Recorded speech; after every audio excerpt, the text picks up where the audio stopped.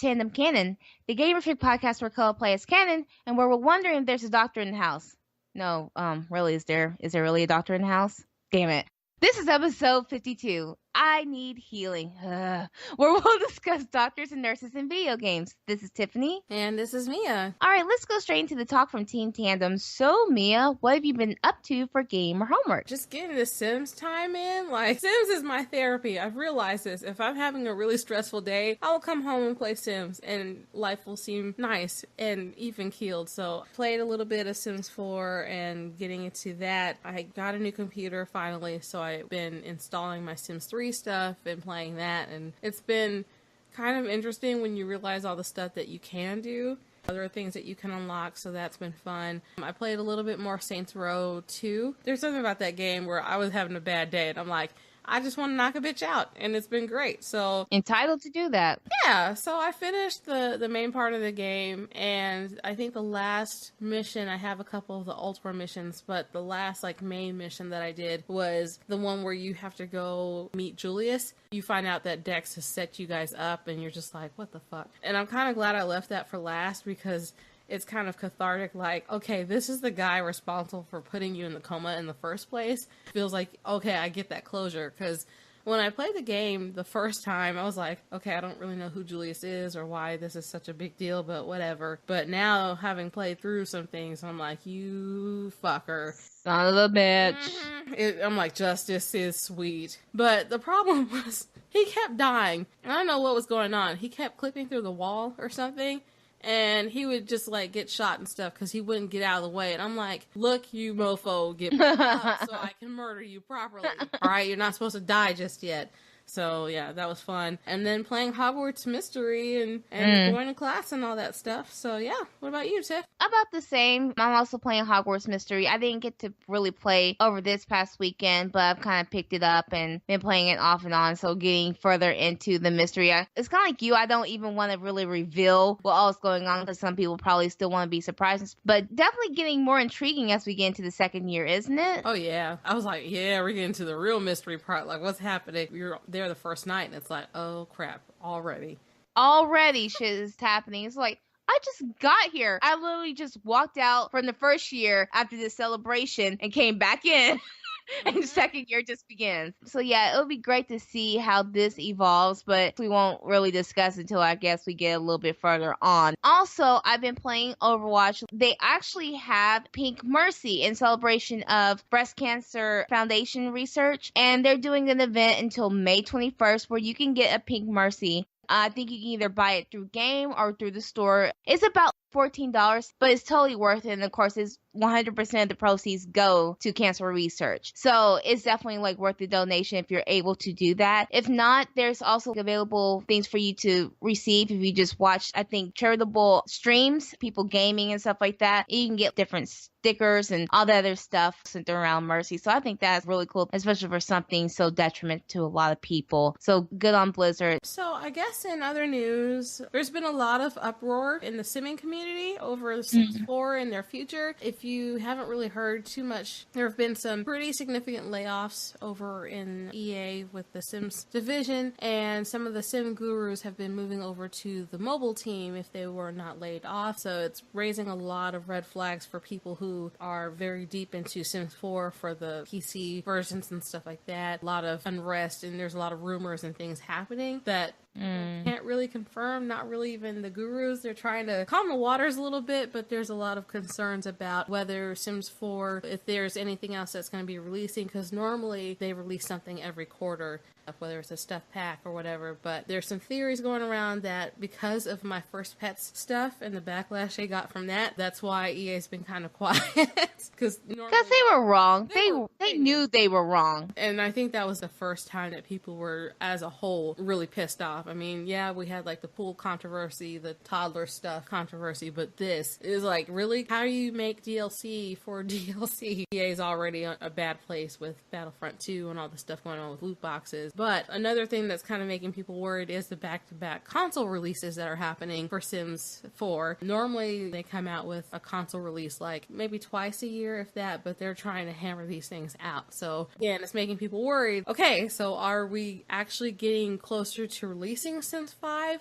or there's this rumor going around that Sims 4 or The Sims is kind of ending and the focus will be placed on mobile. I can see that. But at the same time, it's kind of worrying because so many people play PC and the modding community is sustained through the PC community. So it's a little bit troubling. Yeah, like I don't know how I feel about it because, you know, EA has been kind of screwing up The Sims for a while. It's not just with Sims 4. And we've talked about the lack of meaningful content, the lack of meaningful gameplay compared to the older games and stuff. And normally this is the time of year where they should be wrapping stuff up and getting ready to release Sims 5 either in 2019 or 2020. But I don't know. What do you think, Tiff? If you cannot do it right and you have not really been able to fulfill the wants people have had since The Sims 2, then I'd rather you not do Sims 5 and just leave the series alone. Stop doing any more damage to it. Especially since The Sims is such a great platform for people to create their own stuff, and that's what has really driven even 1 through 4 for it to be successful in the background. But it seems like people have to remake the game in their own, with their own desires outside of what EA is capable of giving people. So people still continue to make content, even if it's not for a newer generation. But I think people might be happier just to keep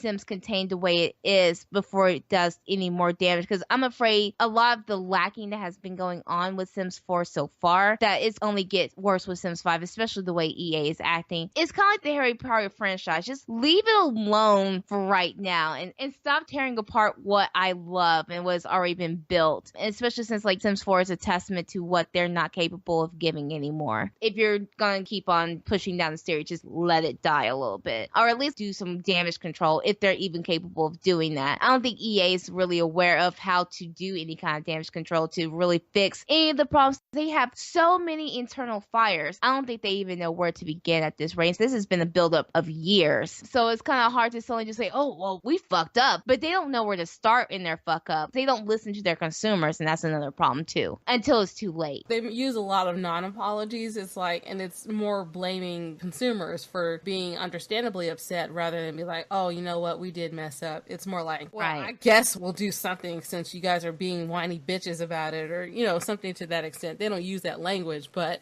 it's essentially the tone implied. Bitter bitches that are giving us millions and millions of revenue. How dare you complain about a product? In other news, we have quite a few trailers that have been released the last couple of weeks. First one, though, Red Dead Redemption 2. Yes. Wow. It is crazy. It's been like, what, 7-8 years since the release of Red Dead Redemption, and already thought that the graphics was pretty good with that one. This, it still looks like you're watching TV. It is crazy, the depth of and how much more intuitive it was than Red Dead Redemption. So much more action packed. But what do you think about the return of John Marston in this prequel? Would you have been okay with it being a standalone, or are you okay with just seeing like how he got started? I liked it. I liked the direction they took by having him included, because then you get to see more of the backstory. And especially once you play through the game and you see everything that goes on, it's like, okay, what are his actions justified in making, and what changed, and what changed with him?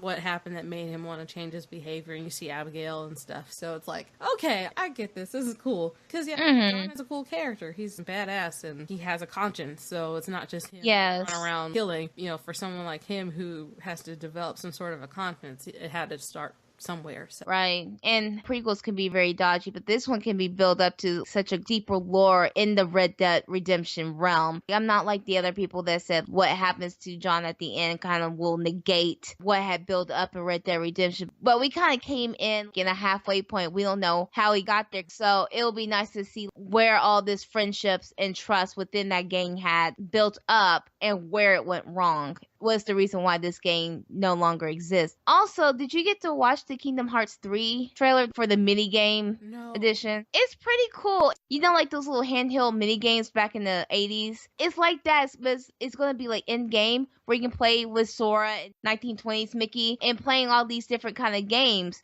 And I think there's 5 to 6 minigames that you can play within game. So I'm like, great, that's going to be another thing I fail at, because these are games I was not good at. I totally sucked at all of them. I really can't wait to play that in game, see if I'm actually better at that than playing like the Nintendo, because I still suck at that too. So that'll be nice. Also, another trailer that I absolutely adore is the Shadow of the Tomb Raider. Now, a lot of these trailers I know have dropped right before E3 is supposed to kick off, but Shadow of the Tomb Raider have released about a couple weeks ago, and it is glorious. You can tell that this is going to be the darkest Tomb Raider yet. You have Laura being a badass bitch coming out of the jungle and shanking people with her axe. It's gonna be so cool, and it's kind of like a deal of morals too, because her answering like how dark she's become as a person, especially like once you have to keep killing for survival, how dark your soul is gonna be. So I think this is the answer to the Temple of Doom or something, of how dark your soul is gonna get. Kind of can't wait. I don't think Laura has been there yet, so that'll be kind of nice to see if that's the route that they go, especially story wise. I'm just here to survive and shank and get what I need. So stoked for it. All right, so Tiff, are you ready to level up? Let's heal people and the world. Woohoo! Let's level up! So for today's tandem topic, tea time, we are going to discuss Nurses Day! Yeah! Our favorite doctors and nurses that keep people alive and prevents the bitch asses from dying. So, Tiff, agreed. Start us off. Who is a doctor or nurse that you want to give shout outs to? Well, I had to give mention to our favorite doctor from Overwatch, Dr. Angela Mercy Ziegler, the ever healing medic on the team. She's been at Overwatch for a long time, about like 8 to 10 years plus. But of course, she makes sure that her healing staff is really on the cutting edge to make sure that you're all healed up, you're all boosted up, and if she needs to, resurrect you. And hopefully no one else dies so she can resurrect someone else outside of 20-30 seconds. So, but yeah, she's definitely like one of my favorite doctors because she's so versatile with her wings to float around from scene to scene and make sure that everyone's healed up. So yeah, definitely my favorite angel, and she doesn't even have to be pink to be it. So what about you? Y'all, come on, it's Mass Effect time. So the wonderful thing about Mass Effect, there's so many awesome doctors and nurses in the game. They just do so much. And this is across the whole series, so this includes Andromeda, but I couldn't pick one. I'm sorry, y'all. Yeah, so the first one, of course, is Dr. Chakwas, who is amazing, and she's like the resident Normandy mom who's not the mom. But yeah, you can't help but love her because she's amazing. She keeps everybody alive. I like how sarcastic and witty she is, and Shepard, for the most part, does listen to her. And so in Mass Effect 2, I don't know if I should say this, spoiler alert, I guess. So if you're playing Mass Effect 2, the Normandy does get bombarded with collectors and the crew gets abducted. If you save everybody in time, then you get to save Dr. Chakwas, and I consider her the root of the Normandy, honestly, because she does so much to keep people alive, and she's just cool. Another one, Dr. Michelle. She's the doctor that you have to actually help save when you're trying to look for Garrus on the Citadel in the first game, and I didn't really interact with her much, but I liked her because she was just very cool and collected, and she's like, you know what, I'm gonna break the law to try to help people and get stuff out and stuff, even if she was being blackmailed by some sketchy dudes. The fact that Garrus went out of his way to try to help her and stuff like that, okay, you're cool people. I like you. And you do get the option of having her on the Normandy for Mass Effect 3, which I've never tried because I'm loyal. I don't know. But she's still a really cool person, and I just really love her. I think she's great. So there's her. And then Dr. Mordin Solus. He's a crew member on Mass Effect 2, and he's one of my favorite characters in the entire series. He's so quirky and weird, but he's also really cool because depending on who your partner is in-game, Mordin has some interesting sexual advice to give, so he believes in wrapping it up, being safe. Good for him. He's knowledgeable about cross-species intercourse, which is a little bit awkward. Not weird at all. I like when you get to know him well enough where he starts singing, and you get to learn about his family and what he did before he ended up on Omega, and he actually was responsible for trying to help cure the plague that was going around. He's everything. So another one is Lexi DePero from Mass Effect Andromeda. I liked her because she's voiced by Natalie Dormer, so that already gets her points. Yay! But she's calm and level-headed. She's more grounded compared to the rest of the crew. She's a little bit more mature and handles a lot of the other shit that goes on surprisingly well, because I feel like the rest of the crew, they're relatively younger and a little bit irresponsible, and she's just like, you guys stop fucking up. Okay. But I like her a lot. She's very knowledgeable. And then there's Dr. Nakamoto, who's responsible for helping the residents on Kadara, which is basically the exile planet where the people in the Nexus that got booted off ended up there. And he's the one trying to get medical help to people, trying to help the water supply. And there's some sketchy things going on with him, but the fact that he's trying to help, and they need doctors, they need more medical people. At the time, he was working out of like a storage crate or something. Pretty dire, but yeah. And then Dr. Henry Carlisle, I had a low-key crush on him. He's a silver fox. He's kind of hot, but he's actually one of your crew members early on in the first part of the game till things go terribly wrong and the Fire Nation attacks and whatnot. But he ends up being one of the resident doctors on the Nexus, and so you'll go back to him, and he's the one that's checking up on your twin. He's more familiar with your father, and he was at first on the Pathfinder team. He was like, oh no, you know what, I'm not that young, I'm gonna enjoy. I'll be over here. Pretty much, but yeah, he's cool people. I like him a lot. So I was like, dude, if you were 10 years younger... I know what you'll be doing with your bits and his bits. And anyway, moving on. We need to talk with from bits. Wrong episode for that.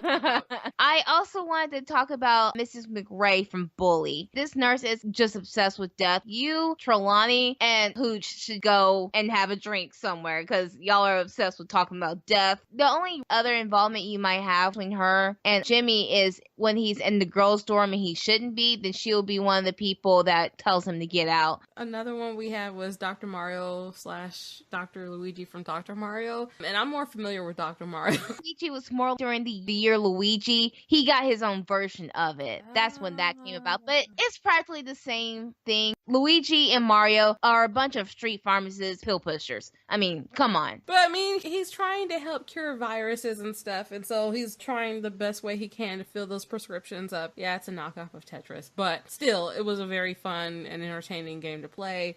And it's like, if you grow up, you can be anything, even a doctor. Makes me wonder, like, what was his version of university? What was it? Where did he get this degree from? University of Koopa. Between him and Luigi, it's just the most random shit. They're like the Barbies of pop culture, too. Like, I could do anything, or I can't keep a job, whichever. And, of course, you had Nurse Toadstool or Nurse Peach, Savannah White to Mario's doctor. I think it was just an excuse to put her in a nurse's uniform, to be honest, but... Oh, look how pretty she is. Okay, well, let her be the doctor next time. I'll play Dr. Peach, so... Yeah. Another one we had was Dr. Zed Blanco from Borderlands. I have mixed feelings. He will tell you straight up, I am not a doctor. And he pretty much has disdain for people who actually have degrees. He does not have a degree. So, and apparently I learned that he has brothers named Ted and Ned. Oh my God. It's the most creative family if I ever thought of it. And he's the most responsible for all the abominations, especially in Borderlands 2. That's his fault. But even in Borderlands 1, and also in Borderlands 2, you greet him and he is whacking on a dead body. His entire office is full of dead bodies that have been rotting there since the dawn of time, I'm sure. So it smells completely terrible, but you know, his vending machine keeps you alive out there, so you can't disregard him actually keeping you alive, even though that dude does not practice real medical, more like medical malpractice, but yeah, he still lived through the game, so I guess. It's like, where did you get these corpses from, number one? And I know that has to smell like ass over there, because it's hot and it's sandy, so they're just baking. And what happened to the others? Exactly. It's more like, what did you do? I'm sure we'll find out as we get deeper into Borderlands. Another one we had was Dr. Sim from The Sims. Dr. Sim is a psychologist, and so if your wants get a little too low where it's in the red and you're like hitting rock bottom, Dr. Sim will come in and do little tests on you to make sure you're okay, get you back on your feet. It's kind of like the social bunny, but specifically for when you're not fulfilling any of your wants. Like if you, for example, if one of your fears is your house catching on fire and your house catches on fire, you could go in the red, and that's when Dr. Sim will come in and try to help you out. But he has to get involved and it's pretty serious. So, okay, let's make sure you're not completely crazy. You're just going through a bad moment. And get back up. You're good. You're fine. You're all right. Get back in there. So yeah, shout out to him for keeping our Sims sane. Or at least trying to. But their wants are kind of stupid anyway. Their fears are like, really? Your fear is to sing, but you want to sing. So what is the truth here? That's a paradox. You need to figure out what you want to do. Do you want to do the thing or not? So yeah, I guess it's accurate. Yeah, shout out to him. Speaking of everywhere, Nurse Joy from Pokemon. Oh, yeah. Our favorite pink-haired nurse you can find in almost every Pokemon Center everywhere. She'll like just line up your Pokeballs and administer healing to your Pokemon, which I think is gnarly. That didn't sound right. I'm sorry, that is all in the lore. That's actually what they say. It's like, okay, phrasing, but okay. Sure, there's a ton of fan fiction art. Also, if it happens to be your birthday, she will wish you a happy birthday, which I think is cool. She is the staple nurse to actually heal your Pokemon in all games and also the TV series too. So it's nice to see she is such a fan favorite staple that's able to heal what ails your Pokemon. Next up, we had Silent Hill, which is an accomplishment because horror games are not my cup of tea either, but we have Nurse Garland there who's behind the lore, and she grew up in the town of Silent Hill, and it seems like she came from a strict family. She really wanted to become an actress instead, but I guess because it's been in her family line to go into nursing, guess what she gets to do? Nursing. Joy. So she takes the job at the hospital. She's dedicated to take care of a little girl named Elisa Giles, but unfortunately she gets hooked on drugs. Dang it. Don't get high on your own supply. And don't live in a place called Silent Hill. Just silent or quiet or sleepy in the name. Don't you do that. So she gets hooked onto PTV, which is the drug of choice, and it's administered by this asshole, Dr. Michael Kaufman. He's pretty much the director of the hospital there at Silent Hill, and he's pretty much the drug pusher of the game. So that's his administration. He likes to get people hooked on drugs and controlling people in that aspect. He also has the little girl, Elisa, takes her into the hospital after she gets burnt, and he's also like in association with the infamous Order of the game, a whole bunch of other shady dealings. A lot of the stuff between him and Lisa are really integral together. I think it just depends on what is chosen, whether or not if Lisa is dead or alive, but I know she takes him out. Get your vengeance. Right. So yeah, spoiler, sorry. These games are old, so y'all should already know. You get like 3 years, and then after that,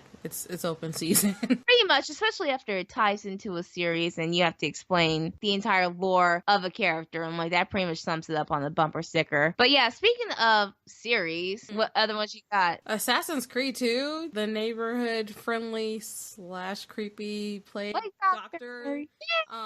It's the nose. And the glasses. Yeah, the doctors, of course, you see them throughout all the Assassin's Creed games, but my favorites are the Assassin's Creed 2 ones because they have a lot of personality, have little quips and stuff for Ezio when he walks up, and of course, they provide medicine, vials, poisons, and things to kind of help Ezio along on his journey, but they're just out in public, like, bring me your wounded, bring me your ill people. Yeah, they just always seem to be in the most convenient places, so shout out to them. Suck at combat, and without him, I would have desynchronized several times, so shout out to you, dude.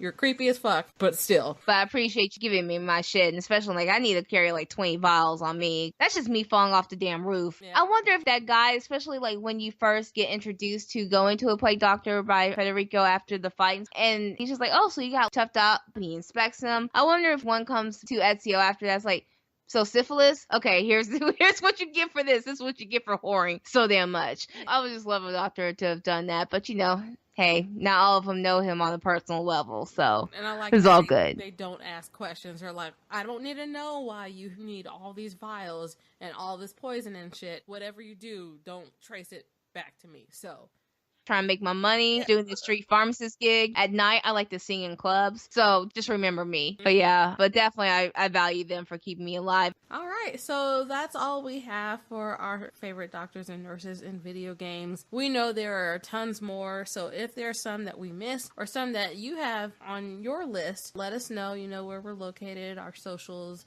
and you can find us at tandemcanon@gmail.com. So, Tiff, are you ready to hit out this wheel of random tandem? Let's spin the bitch. Whoop, whoop, let's spin it.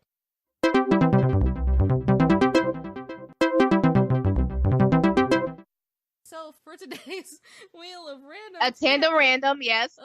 Random tandem. Sorry, y'all. It's late and I'm tired. But, Tiff, if you were a doctor or nurse that could save anyone from the brink of death, which character would you save? Or if you have a character that you would gladly let die, which one, who would you choose? Girl, I got them both. This one we've already talked about at nauseum, but it still has to be said. Freaking Desmond from Assassin's Creed series did not need to die. Not in that way, and not how they had pretty much pulled like an EA and just abandoned that property and just moved on to something else. Even though like these modern day storylines were still lacking, I think they still had a little bit more color, especially when it started getting into the later aspects of it, especially like in Assassin's Creed 3, where we saw him actually grow outside the animus and be able to do more things. I think that was also what was lacking in the first couple of games too, to make it a little bit more intriguing. But now it just seems like the future storylines preceding that, or the present day storylines, have been kind of stale. So he still gave us a little bit of life outside of that, especially like him insulting Altair's statue. I mean, that's gold. So it's kind of remiss that we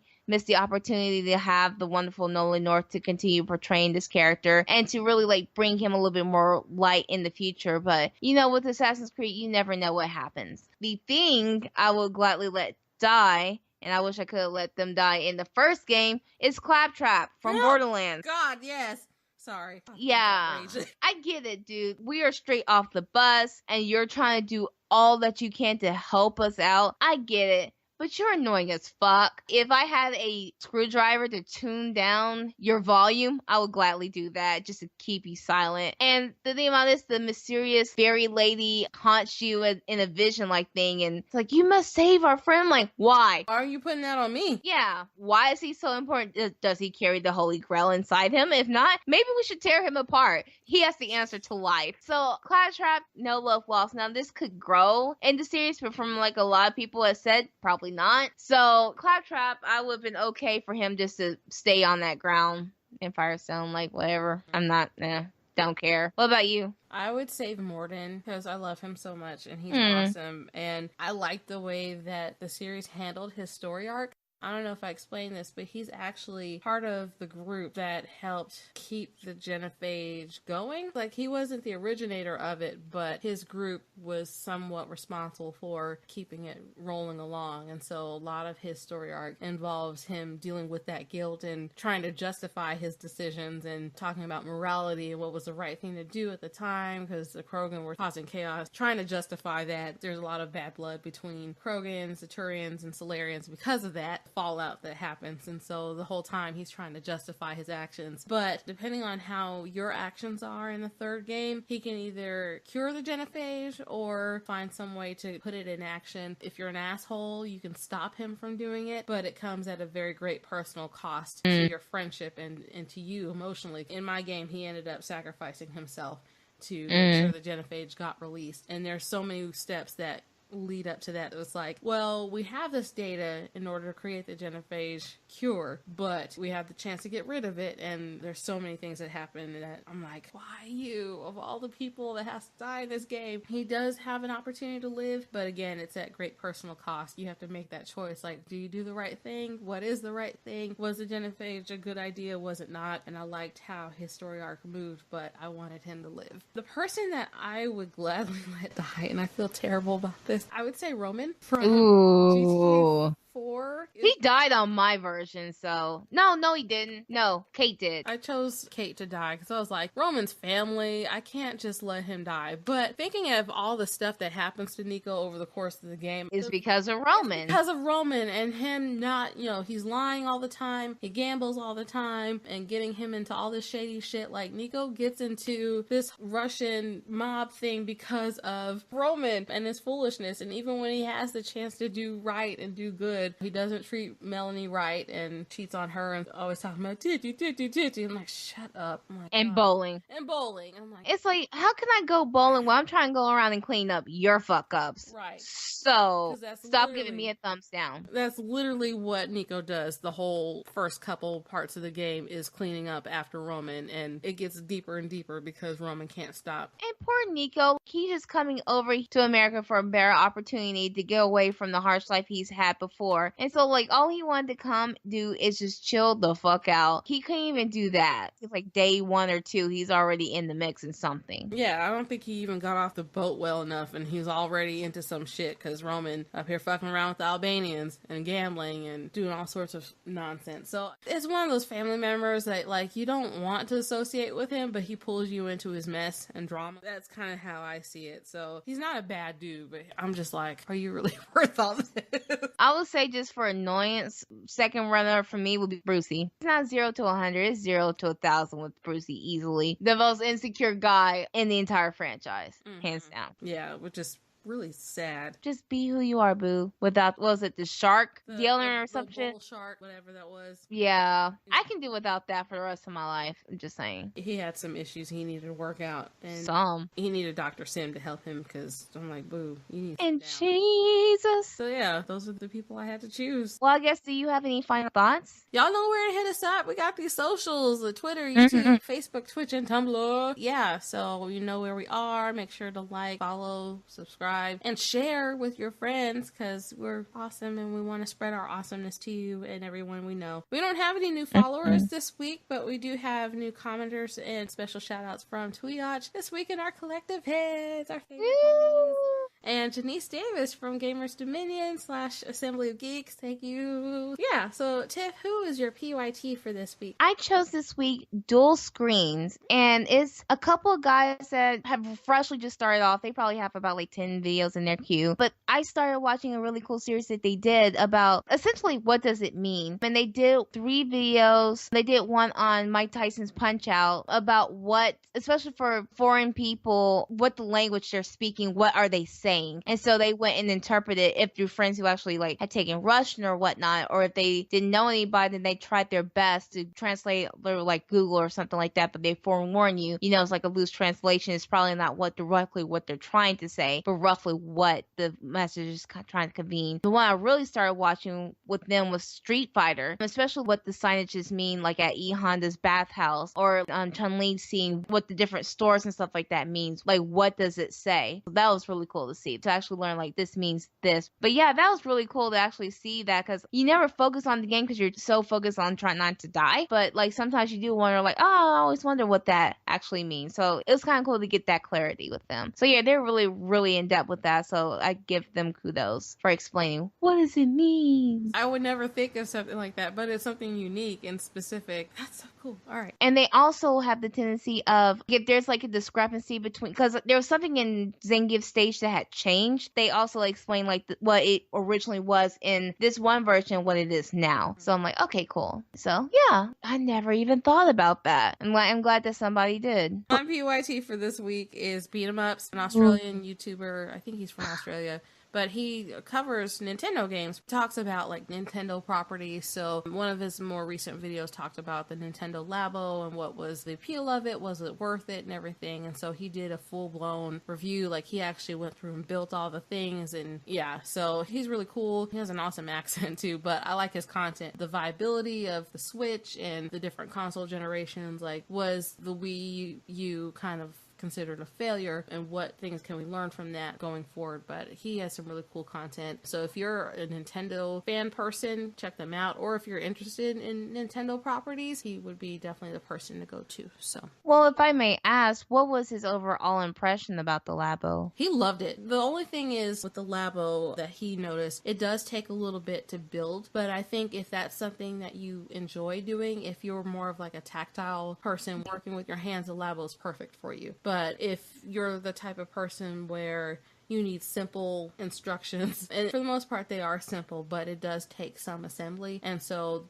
I think that's part of the fun of the Labo, is for people that like that sort of things, because, you know, I work with engineering students, and so they would probably love something like that, figure out how things work. And that was where he was preoccupied with, is like, okay, this does the thing, and the piano works, and it does this, and trying to figure out the nuts and bolts of how does this work, and how does this make this do the thing. And yeah, so I don't know if the Labo would be good for somebody like me, who I'm like, that's that math and physics, and I like the end product of it, but I need someone to help me learn how to put it together. I can help you out with that. I am a graduate of the IKEA School of Fuck It. Yes. So if you can build an IKEA whatever, you can build a fucking house. Yeah. That is what I'm going with. So I'm like, we can do that. Yeah. We can fucking do that. I think it's just one of those things where it's not like an instant gratification sort of thing. You know, if that's what you are, if you're really just ready to like dive in and just start playing with the thing, it does take that assembly. But if that's something that you are geared toward, then it's going to be great for you. But if not, you might want to get someone who is more inclined for that and will have a ball, and then get the finished product and do what you will. So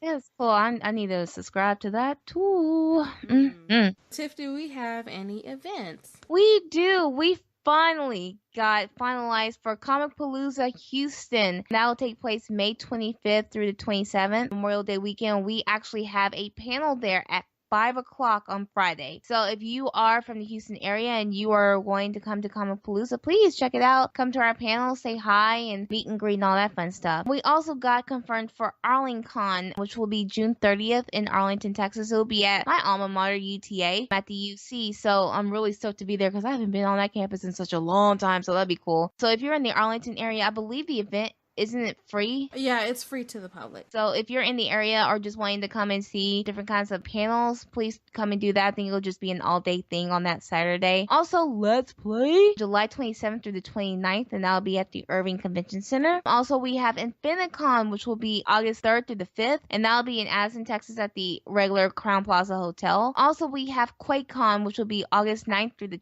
12th, and that'll be at the Gaylord, Texas in Grapevine. And also, possibly Wizard World Austin, which will be September 21st through the 23rd down in Austin again. So we're looking forward to going to all of these events. It's going to be definitely a full set list, but we're looking forward to doing every single one of it. You're so excited. No, don't pop them pills, girl. We already talked about that this episode. Damn you, Mario and Luigi. Yep. Keeping you safe. Our next episode will be May 20th, and it will actually be released on time. We do apologize as having some tech issues with my computer and other things were going on. We apologize for the lateness. But if you have not checked out our previous little quick sip about Hogwarts Mystery, we definitely recommend checking it out. We have a lot to say about our first impressions on the Hogwarts Mystery Harry Potter game and what sort of things that you can do. So yeah. So I guess with that being said, we will see you at this rate next week. So you guys stay fantastic. For those mothers out there, happy Mother's Day and game responsibly. Bye guys. Bye. Not waving. Yeah. And I'm dancing because y'all can't see it. Yeah. So they can feel the love too. As long as you don't doing that creepy ass voice, we're cool. I'll keep it PG because it's Mother's Day weekend. I appreciate it. Yeah, but next week though, I'll bet you're off.